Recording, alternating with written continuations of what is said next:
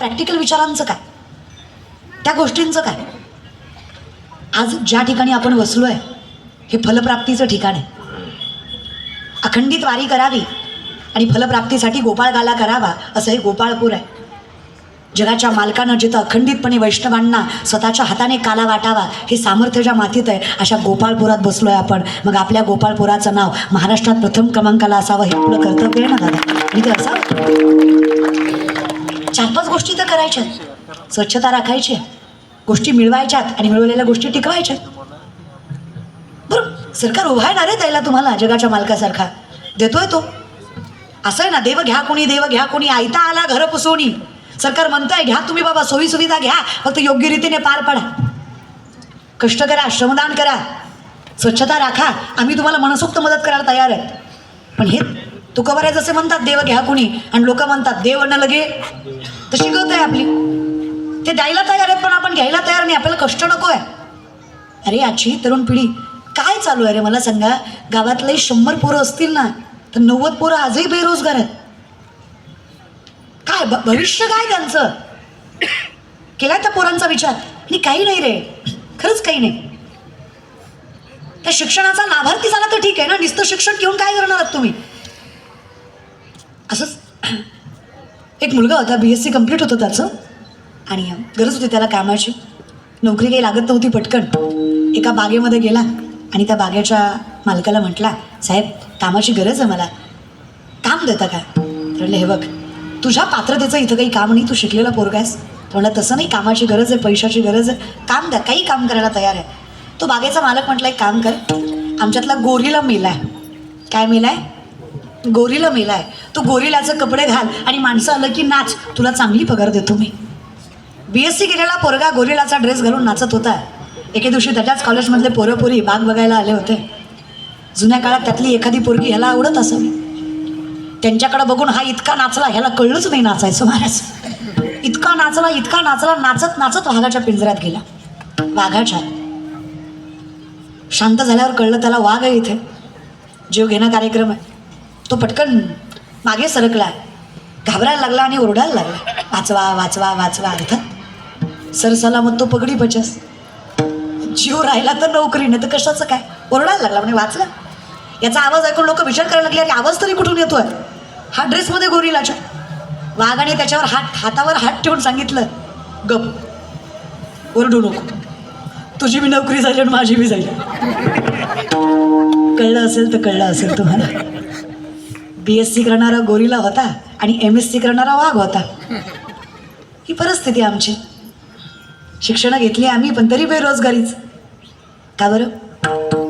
आमच्यापर्यंत योजना पोचल्या नाहीत, आणि पोचल्या तर आम्ही त्याची अंमलबजावणी केली नाही. बोट उचलायला फार कमी वेळ लागतो, फार कमी. पण ज्यावेळेस त्यात पडतो ना आपण, त्यावेळेस कळतं की या किती गोष्टी याच्यामध्ये इन्क्लूड असतात. किती अवघड आहे सगळं सांभाळायचं. तुम्ही सगळीच मंडळी दोन्ही गोष्टी करणारी आहात, राजकारण आणि परमार्थ दोन्ही आहे तुमच्याकडे अर्थात. पण हे मी तुम्हाला लेख म्हणून वेगळं सांगायची गरज नाही. येतं आपल्यापर्यंत पण येत नाही आपल्यापर्यंत. वाक्य कळतं आहे ना माझं तुम्हाला? येतं आहे आपल्यापर्यंत पण येत नाही आपल्यापर्यंत. गेलेलंही कळत नाही ना आलेलंही कळत नाही. मग थोडी दृष्टी आम्ही उघडी ठेवावी. कुणाकडं येतं, आपल्याकडं कसं येतं याचा विचार आपणही थोडा करावा महाराज बरं का. ज्यांच्याकडं येतं त्यांच्याकडनं आपण कसं घ्यायचं एवढं डोकं आपल्यालाही. अरे थोडे डोळे तुम्ही उघडा रे. तुका म्हणे कैसे आंधळे हे जन गेले विसरून खऱ्या देवा. तुमचं कसं आहे, तुमचं लयच अवघड आहे. तुमचा अंगाऱ्यावर विश्वास आहे पण कर्मावर नाही. कसं करावं? आम्ही काय मरावं का तुमच्या पायावर? तुम्ही इतके विचित्र आहेत ना दादा. तुमचा परमार्थ कसा आहे माहिती आहे का? 10 दिवस गणपतीत बुडवताना बाबूराव. अरे वा, काय परमार्थ आहे हा? सांगा ना मला. तुम्ही 10 दिवस गणपतीची आरती करता आणि शेवटच्या दिवशी गाव स्वच्छ करून जाता. तुम्हाला सांगितलंय कोणी गणपती बसवायचं? तुम्हाला नीट सांभाळता येत नाही. करा ना मातीचे गणपती, करा विसर्जित घरामध्ये. तुळशी वृंदावनाजवळ त्यांचं विसर्जन करा.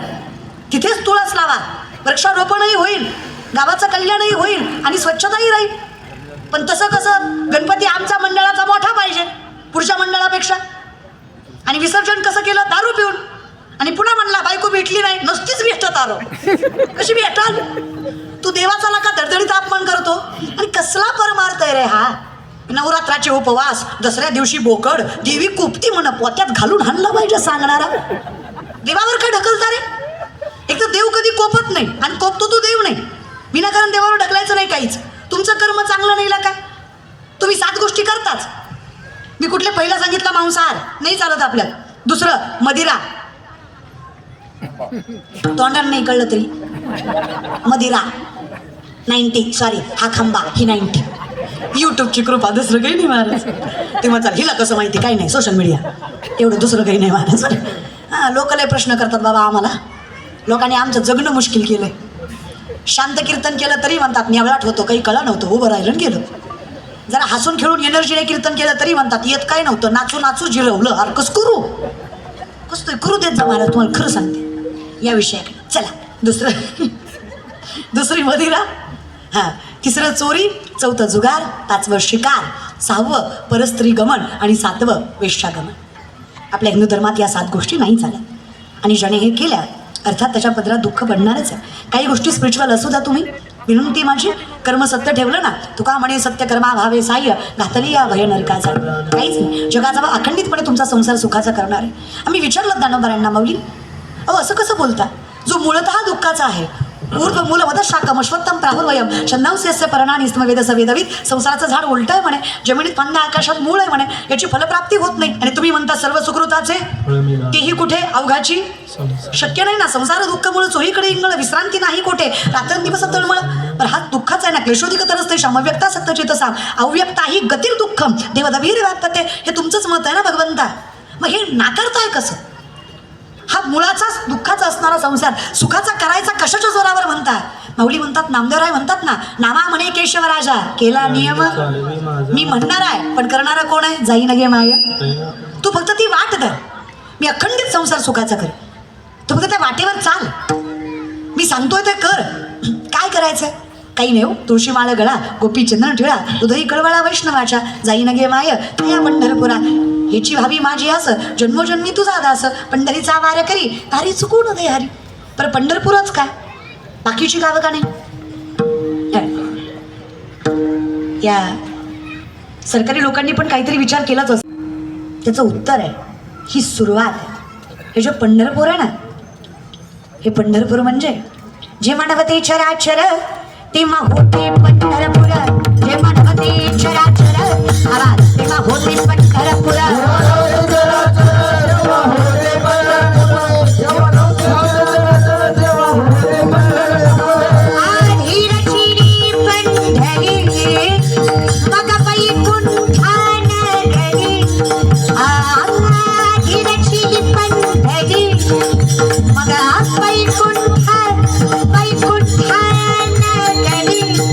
असं नाव नाहीये दुसरं दादा. ऐसे चंद्रभागा ऐसे भीमातीर, ऐसे चंद्रभागा ऐसे भीमातीर, ऐसे चंद्रभागा ऐसे भीमातीर, ऐसे चंद्रभागा ऐसे भीमातीर, ऐसे चंद्रभागा ऐसे भीमातीर, ऐसे चंद्रभागा ऐसे भीमातीर, ऐसे चंद्रभागा ऐसे भीमातीर. ऐसा विखेवर देव कोठे, ऐसा विखेवर, ऐसा विखेवर, ऐसा विखेवर देव मृत्यू लोकी त्याचे नाव पंढरपूर. मृत्यू लोकी एक नगर त्याचे नाव पंढरपूर. आवाज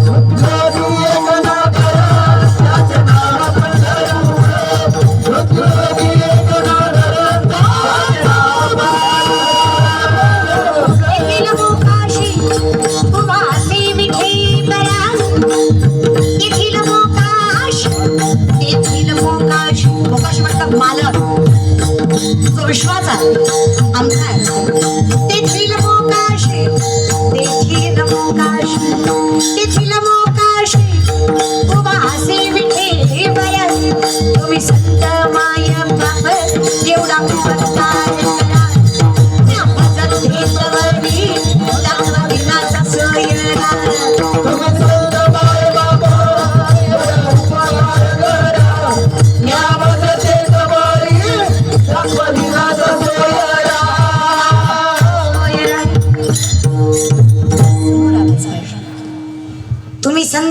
पुण्य पाप एवढा उपकार करा म्या माझं तीतवरी दाखवा दिनाचा सोयरा.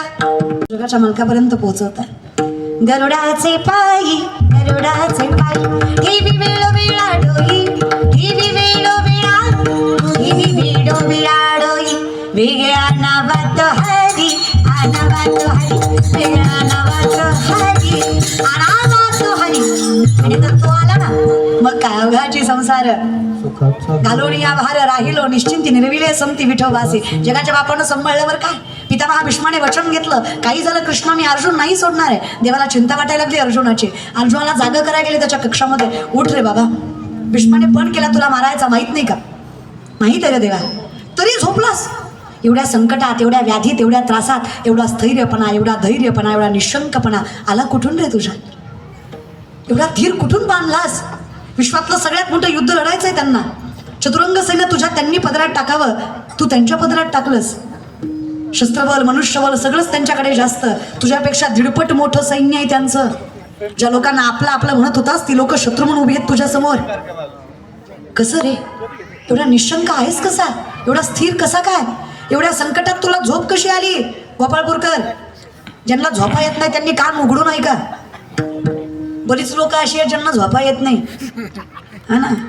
पलंग सुद्धा सासऱ्याच्या पैशाचा आहे तुमचा. झोप तरी कशी येते तुम्हाला. जरा स्वतःच्या कष्टानं घेतला असतं म्हणजे झोपी लागली असती का. ह्यांना असं उगच वाटतंय उगच दुःख भेटतंय. वागते तीच तशी. पलंग सासऱ्याचा TV सासऱ्याची फ्रीज सासऱ्याचा कपाट सासऱ्याचं भांडे सासऱ्याचे काम करायला पोरगी त्याची माज तुम्हाला. वा कसं उलटणी आहे ना. कुठतरी बाईचाही सन्मान करत जा रे. हे फक्त बोलायला बरं का. यत्र नार्यस्तु पूज्यन्ते रमन्ते तत्र दैवतः. बोलतो आम्ही फक्त आहे वागत नाही. कोणी केला रे बाईचा सन्मान आजपर्यंत. बोलणं वेगळं आणि करणं वेगळं बरं का. कोणीतरी म्हटलं अहो पोरीच नालायक असतात. यांच्याच कपड्यांचे आकार छोटे असतात. हेच हावभाव विचित्र करतात. पोरांना इन्स्टिगेट करतात. खरं असेल हे तुमचं. पण लेख म्हणून एक प्रश्न विचारू. 4 वर्षाच्या पोरीला मी पोरगी आहे याची तरी जाणीव होत असेल का. तिचं स्त्रीत्व तिला माहीत असेल. तिचं बाईपण तिला कळत असेल. त्यातही तिचीच चूक असेल. बाप आहात माझे. हिंमत असेल तर माझ्या नजरेत नजर घालून सांगा इथेही पोरगीच चुकीची. प्रत्येक वेळेस बाई सांगते अगं बाई आहेस तू. 4 माणसात नीट वावरत जा. नजर खाली करून चालत जा. कधीतरी पोरालाही सांग ना ग बाई अरे बाबा मुलगा आहेस याचा माज करू नको. संस्कारांची पावती राख जरा. अरे माझे संस्कार कळू दे जगाला. पुढे नग्न पोरगी उभी असली ना तरी तू तिच्याकडं आई म्हणून बघावं. एवढ्या सामर्थ्यवंत हिंदू धर्मात जन्माला आलास याची कदर ठेव जरा. हे पोरालाही कधीतरी सांगा ना बाबा. तुझ्या बहिणीकडे कोणी बघितलं की हातपाय तोडायला तयार होतोस आणि तू बाकीच्यांच्या बहिणीकडे बघतोस त्याचं काय रे. का ते माफ होतं.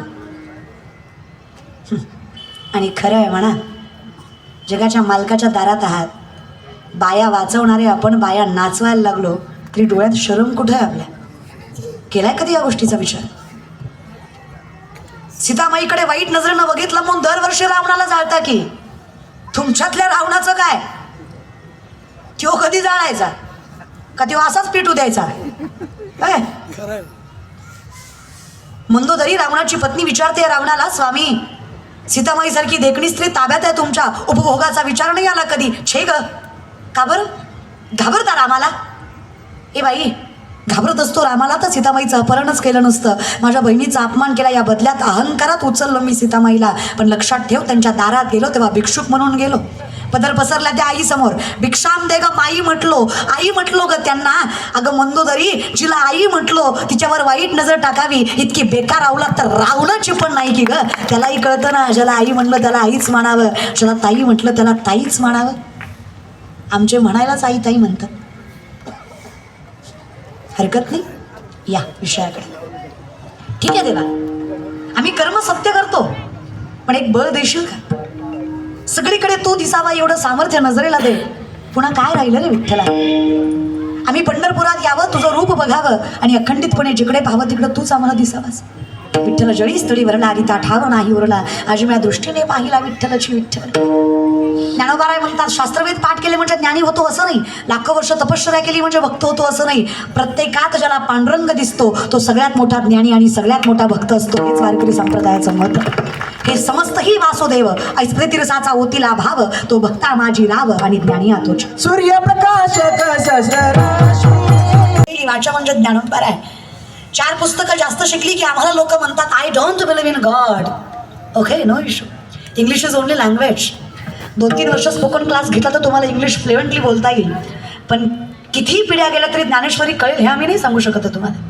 90% सायन्स इट्स ज्ञानेश्वरी, 90% विज्ञान म्हणजे ज्ञानेश्वरी आहे. या बल्बचा शोध 1879 ते 80च्या काळामध्ये एडिसन नावाच्या पाश्चिमात्य सायंटिस्टने लावला. वेस्टर्न कल्चर आम्ही स्वीकारलं.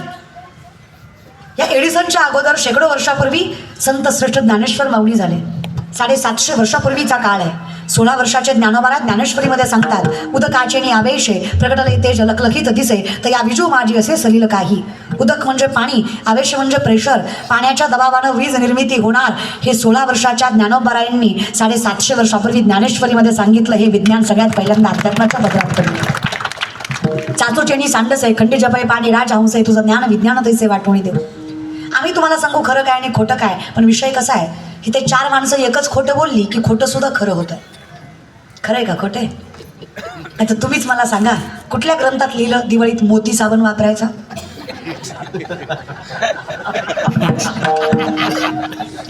It's call advertisement. जाहिरात. इतकी ताकद असते ॲडव्हर्टाइजमेंटमध्ये. 2 महिन्याआधीपासून जाहिरात असते. उठा उठा दिवाळी आली, मोठी स्नानाची वेळ झाली. आणि आताची विचारा नामदेव महाराजांना, ते सांगतील तुम्हाला. विठोबाचे राजा आम्हा नित्य दीपवाडी, आम्हा नित्य दीपवाडी. विष्णुदास नामा श्री भावी होवाडे. विठोबाचे राजा आम्हा नित्य दिवाळी, विष्णुदास नामा दिवे भावे होवाडे. दसरा दिवाळी तोची आम्हा सण सखे हरिजन भेटतील. सखे हरिजन भेटतील. आमच्यासाठी झाले राम राज्य काय होण्या भासी. धरणी धरी पिके गाई होळील्या म्हशी. राम विळो विळा मी गावो बिये. दळिता कांडिता जेविता गमाईये. दळिता कांडिता जेविता गमाईये. हे सुख आहे आणि हे सुख ज्या संसारात आहे त्याच्यासाठी अवघेचे त्रैलोक्य आनंदाचे डोही आनंद तरंग आनंदाची अंगानंद ती माऊली तेच तर सांगताय. तुम्ही तुमचं जगणं नीट करा. तुम्ही सामर्थ्याने जगायला शिका. पंढरीची वाट धरा. धरली ना अवघाची संसार सुखाचा करीन. आनंदे भरी होती लोक. आनंदे भरी होती लोक.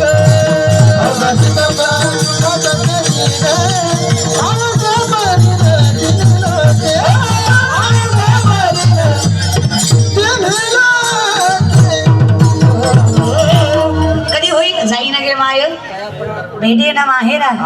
माहेर आहे माहेर बरं आहे सगळ्या विश्वाचं, सगळ्या संतांचं. याच्यासारखं दुसरं माहेर नाही दादा. ह्याच्यासारखी दुसरी माय नाही. त्याचं भजन आहे बघा. लेकरांची सेवा केली तू आई. लेकरांची सेवा केली तू आई. कसं मांग भेटू कसं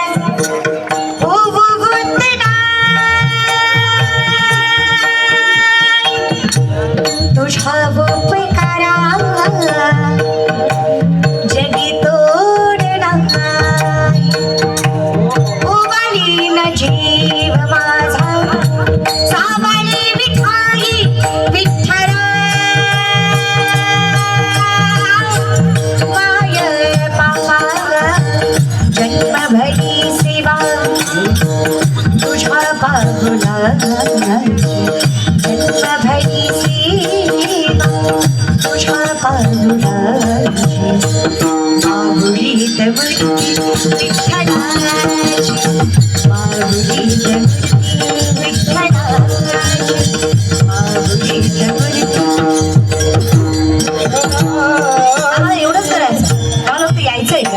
एकच पाहुणी चालती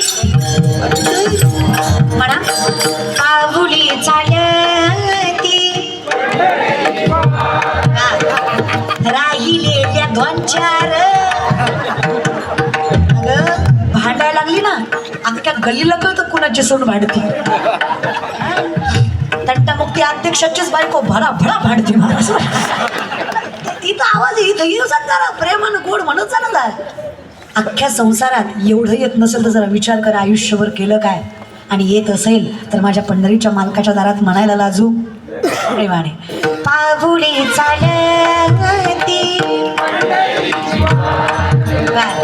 दुखी संसाराची दुखी संसाराची पाहुणी चालती पाहुणी चालती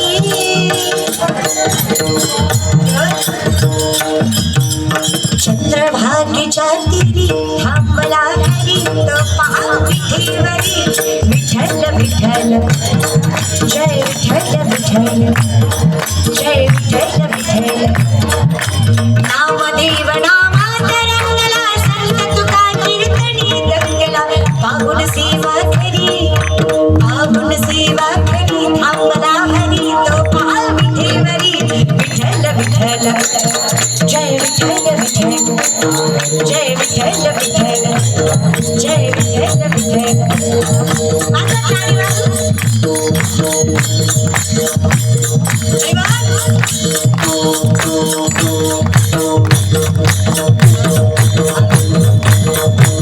ह्या गाडीचा खटखटाट त्या पंढरीच्या मालकाच्या कानापर्यंत गेला पाहिजे त्याला येणार आहोत तू गोपाळपुरात आला पाहिजे त्यालाही वाटलं पाहिजे अरे भजन चालू आहे कोणतरी हात मारतोय मला मी गेलो पाहिजे भक्तांसाठी आणि त्याच्या इतका धावत पडत कोणीच येत नाही बरं प्रेमाने काय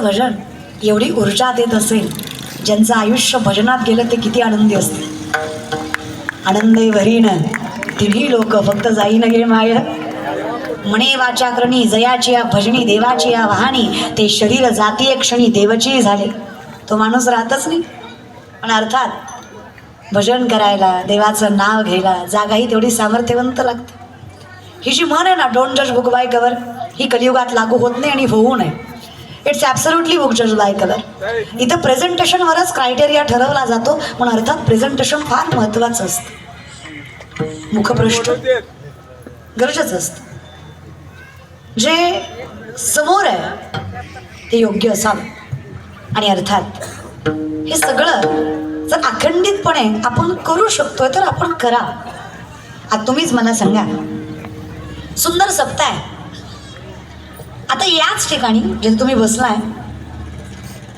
हे कीर्तनाच्या आधी स्वच्छ करावं का बरं बसला असतात की गाणीत त्याला काय एवढं देवाचं नाव घ्यायचंय कुठेही घ्यायचं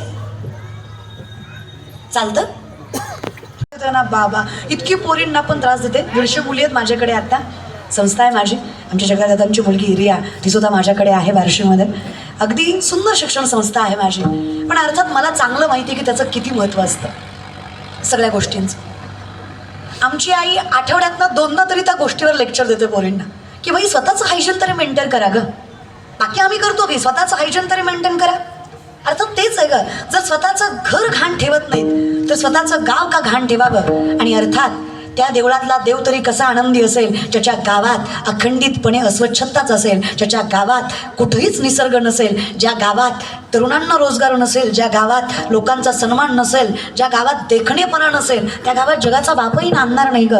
जगाच्या बापालाही नांदायला जिथे स्वच्छता आहे तिथेच लक्ष्मी वास करते, हा आपला धर्मशास्त्राचा नियम आहे. आणि अर्थात तो सत्य. तेवढा बघता आम्हाला स्वीकारता आला. नुसतंच पैशाच्या मागे लागू नका रे. ह्या गोष्टीचंही मेंटेन ठेवा जरा. सगळ्या गोष्टी लय गरजेच्या असतात बाबा. या गोष्टी माणसं बोलत नाही याच्यावर, पण गरजेचं आहे. आमची पुरुष मंडळी नुसतीच मिशीवर ताव मारते. घरात संडास नाही पण मिशीवर ताव तेवढं मारणार. तेवढं मिशीवर ताव मारेपर्यंत तिकडे थोडाफार खर्च करायचा बाबा. नाही त्या गोष्टी तुम्ही पैसे लय खर्च करता बरं का. आता मी बोलायला नाही पाहिजे, नाहीच बोलत, मरू द्या. तुम्ही तुमचे अर्धे पैसे तर ह्याच्यातच गेले. तुझ्यासाठी गेले माईक घालून हाणलं. नाही तिथं पैसे लय भारी खर्च करता रे तुम्ही. तुम्हाला योग्य ठिकाणी नको वाटतं. कळलं त्यालाच कळलं. थोडं डोकं बी वापरा जा रे बाबा नो. कीर्तन झाल्यावर एक माणूस हसत होता. म्हणलं झालं आत्ता का हसतोयस. तो म्हणला सकाळचा विनोद आत्ता कळला. अरे तू काय करत का एवढं वेळ. माणसं आहेत ना बाबा. मला तर इतक्या नमुन्याची माणसं भेटतात ना. कीर्तन झाल्यावर एक कार्यकर्ता उभा राहिला. नाही तुमच्यातला नाही, मला जायचं इथं महाराज. तुमच्यातलं खरंच नाही, तुम्ही खरंच चांगले आहात. एक कार्यकर्ता उभा राहिला. म्हणले आपल्या गावात हरिभक्त पारायण कुमारी शुल्लाताई पाटील आल्या. त्यांनी काय सुंदर कीर्तन केलं. गाववाल्यातर्फे कुटुंबातर्फे ताईंना भावपूर्ण श्रद्धांजली. अरे बाई मी आहे म्हटलं वेड्याच जिवंतही मी वेड्या. विचित्र लोक असतात दादा. काय विचारतील का. अरे मला तर इतकी लोक खतरनाक आहे कीर्तनामुळे तर असले भेटतात ना बाबा. यांना तर कीर्तनही माहीत नसतात. माहीत आहे अवी. आता ही जी श्रीमंत वगैरे राजकारणी जरा लोक, यांना कीर्तन वगैरे काही कल्पना नसते. काही बोलतात ते. ते आमच्या गावात सप्ताह होता आणि तुम्हाला सप्त्यात घालायचं होतं. अरे सप्त्यात कसं घालतात. ठेवतात रे बाबा कीर्तन. त्याच्यापेक्षा ही चित्र तुमची सुपारी किती. अरे मी काय खून करते रे माणसांचे का गोळ्या बिळ्या घालते लोकांना. कीर्तन सांगते रे मी, सुपारी घेते मी. लय विचित्र बाबा. ते लय भारी विचारतात ते. तुमचा ढोलकीवाला तुम्हीच आणा. एके दिवशी पखवाज डोक्यात घालून सांगायला पाहिजे त्याला. अरे फरक आहे रे बाबा. याला पखवाज म्हणतात. हा शिवनिर्मित आहे. याच्यातनं ताल निघाला ना, पंढरीचा बाप आपले पाय हलवल्याशिवाय राहत नाही. एवढं सामर्थ्य हा पखावाज आहे रे. हे सात्विक वाद्य आहे, तामसी वाद्य नाही आहे. हे सत्वगुणामध्ये येत आहे, तमगुणामध्ये येत नाहीये. लक्षात घ्या. हा विनय हिना यगळा तुमतून यगळं. हा विनय इथे याची तार छेडली ना तर भक्तीचा स्वर छेडला जातो बरं का. हा विना, हा पखावाज, हा महाराज. हा कुशल लोक म्हणतात ताई तुम्ही महाराज वाटत नाही. मग काय पोत्राच वाटतं. वाटत नाही म्हणजे आता वाटण्यासाठी काही ते गोंधून घेऊ. इतकं लोक जज करतात ना बापरे. परवाच दिवशी आम्ही असं चाललो होतो. असंही मला बाहेरचं काहीच आवडत नाही. त्यातली त्यात मला पाणीपुरी आवडते. असंच मी आपलं खात होते. आता लोक ओळखतात. आणि मी गाडीतच होते. दादाला आणायला लावली होती. गाडीत खात होते पाणीपुरी. आणि द्वादस होती, एकादशीची द्वादस होती. आणि मी खात होते. समोरून माणूस आला. त्याने इतकं आश्चर्यचकिताने माझ्याकडे पाहिलं. म्हटलं माझं काही चुकलं की काय. तर मला म्हणलं ताई ना तुम्ही. म्हटलं हो. त्याने मला प्रश्न केला ताई पाणीपुरी खाता. मी म्हटलं मग काय आमलेट खाऊ. मी खाऊ काय सांग. अरे काहीतरी खाऊ दे रे. एखादी गोष्ट आम्हाला आवडत असते बाबा. आणि हा भ्रम सोडा बरं का. तुमचं लय अवघड आहे दादांनो. तुम्ही माणसाला इतकं जज करता ना. आणि आमच्यात आणि संतात लय फरक आहे रे बाबा. आम्ही साधी माणसं, आमचं काहीच नाहीये. खरं सांगते आमच्याकडे पदरात पडलंय. आम्ही फक्त भगवंताच्या चरणावर मस्तक ठेवलंय. भगवंताने आम्हाला इतकं मोठं केलंय. पात्रता नसताना लोक आमच्या चरणावर मस्तक ठेवतात. एवढं सामर्थ्य पांडुरंग परमात्म्याने दिलं. आमचं काहीच नाही. विचार करा. ज्ञानेश्वरीच्या 4 ओव्या पाठ करून तुम्ही आम्हाला एवढं मानताय तर ज्यांनी ओव्या सांगितल्या त्यांना किती मानायला पाहिजे. तुकोबांचे 2 अभंग मी पाठ केले तर लोक आमच्या चरणावर मस्तक ठेवतात. संतांच्या चरणावर जीव दिला तरी कमीच आहे की रे. आणि दिलंयच ना तेवढं. तेव्हा तुझ्या दारी आलो बघ ते या ज्ञानभक्ती सहज बघतोय कवटला मज तोची मीही केवळ तुझं श्रुतही आहे. तुझ्या दारी आलो आणि कळलं मी कोण आहे. मी कोण आहे कळल्यावर कळलं तू कोण आहेस. तू कोण आहेस कळल्यावर कळलं मी नाहीच आहे. तू माझं सांभाळतोय हे माझं सगळ्यात मोठं फळ आहे. तुझ्या दारी येणं याच्या इतकी दुसरी फलप्राप्ती मला मोठी वाटत. तुला नतमस्तक होणं फक्त हरिपाठ तेवढा नीट म्हणीत जा. क्षमा मी देईन पांडुरंगा असं नाही येते. क्षम किंवा क्षेम याचा अर्थ आलिंगन. या शब्दाचा अर्थ काय होतो. आलिंगन. आलिंगन याचा अर्थ तुकोबारांच्या भाषेत माझे चित्त तुझे पाया मिठी पडली पंढरीला. जगाच्या मालकाला समरूप होणं.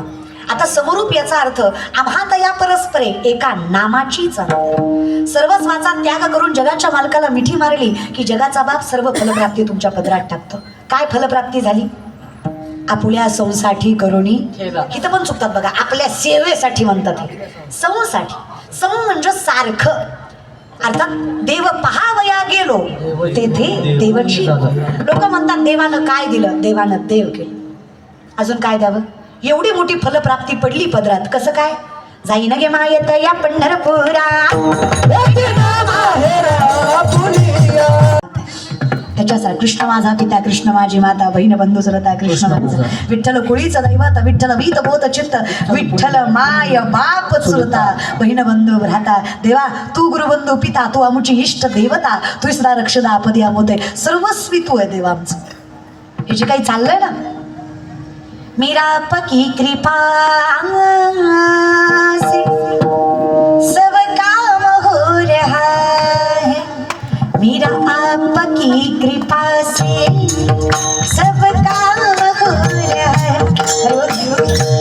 करते हो तुम कन्हैया मेरा नाम हो रहा है. हे गोपाळ हे कृष्णा सगळं तुझ्यामुळेच आहे रे. तू करतोय म्हणून चाललंय बरं का. विचारलं कुणीतरी आम्हाला. लोक ओळख दाखवत नव्हती आज ओळख सांगतायत. विचारत नव्हती आज मागे पुढे फिरतायत. काय खावं कळत नव्हतं आता किती खावं कळत नाही.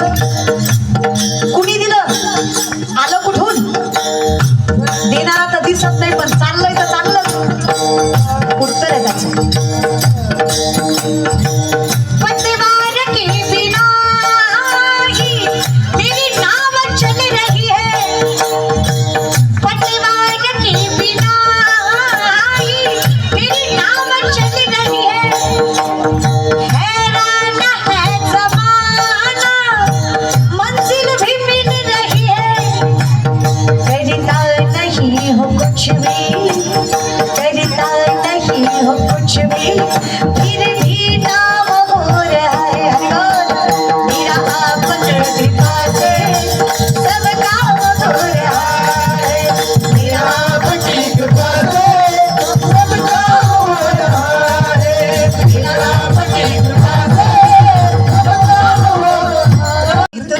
चांगलं चाललंय त्याच तर लोकाला पोटात दुखतंय.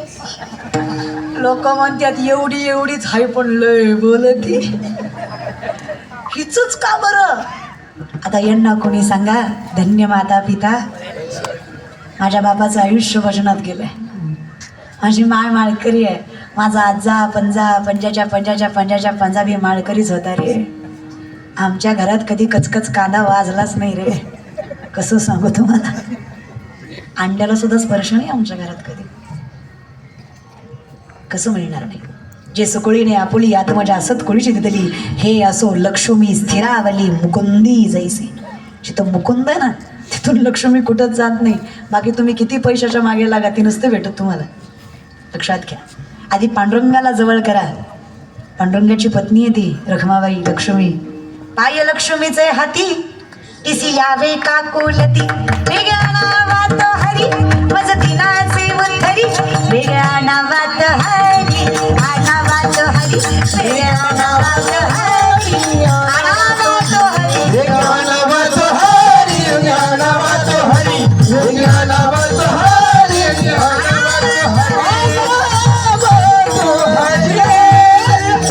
एकदा तो भेटला ना आपुल्या संसाठी करुणी तो आम्हाला वेगळं करतच नाही. नो हे सारिता निराळे लवण मिळविता आमची अवस्था म्हणजे ती लवणाची कुंजरे सुधरी या लवण सागरे नोहीची मागारे परती जेवी. एकदा पंढरपुरात आलं की फक्त शरीरच बाहेर जातं दादा, आत्मा जगाच्या परमात्म्याला मिळून जातं. पण हे होतं कधी? फक्त जाईन गे माय.